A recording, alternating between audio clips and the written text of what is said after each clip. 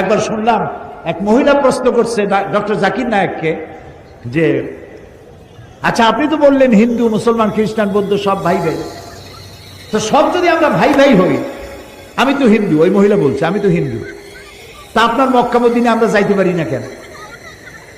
এটা কঠিন প্রশ্ন। আমি চিন্তা করলাম কি জবাব দেয়। আমার কাছেও জবাব আছে, কিন্তু উনি কি বলেন সেটা শোনাবেন। উনি জবাব দিলেন, বোন আপনার বাড়ি কই? কই তো ইন্ডিয়া। জন্মস্থান কোথায়? এখানে। আমার জন্মস্থানও এখানে। আচ্ছা বোন আপনি কি জানেন যে ইন্ডিয়ায় এমন এমন জায়গা আছে যেখানে এখানে জন্মগ্রহণ করার পরেও সে জায়গায় আপনি আর আমি যাইতে পারি না, এরকম জায়গার নাম জানেন? কোন এরকম জায়গা থাকবে কেন? আমি ইন্ডিয়া জন্মগ্রহণ করছি, সব জায়গায় যাইতে পারি। উনি বললেন মোটেই না, এখানে এমন এমন জায়গা আছে যেখানে আপনি আমি প্রবেশ করতে পারবো না, তার নাম ক্যান্টনমেন্ট। ক্যান্টনমেন্টে আপনিও ঢুকতে পারবেন না, আমিও ঢুকতে পারবো না। ক্যান্টনমেন্টে ঢুকবে যারা নিরাপত্তার দায়িত্বে, দেশ রক্ষার দায়িত্বে যারা আছে, যে কোনো মুহূর্তে ডাক দিয়ে বলে জান দেওয়ার জন্য, রক্ত দেওয়ার জন্য, জীবন দেওয়ার জন্য ঝাঁপায় পড়বে, সেসব সেনাবাহিনীর জন্যই ক্যান্টনমেন্ট তৈরি করা হয়।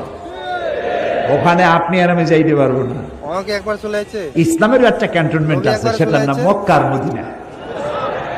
ওইখানে ওই সব লোকেরাই যেতে পারে যারা আল্লাহর জন্য জান দিতে পারে, মাল দিতে পারে, রক্ত দিতে পারে। প্রিয় বোন, আপনিও যেতে পারবেন। আপনার পাসপোর্টে একটা ভিসা লাগান, ভিসার নাম লা ইলাহা ইল্লাল্লাহ মুহাম্মাদুর রাসূলুল্লাহ। কালকে আপনি মক্কা মদিনা চলে যান। কি সুন্দর জবাব! আমার খালি দোয়াই আসলো যে আল্লাহ তাআলা কি ব্রেন তুমি তাকে দিয়েছো, সুবহানাল্লাহ। না আসে নাই।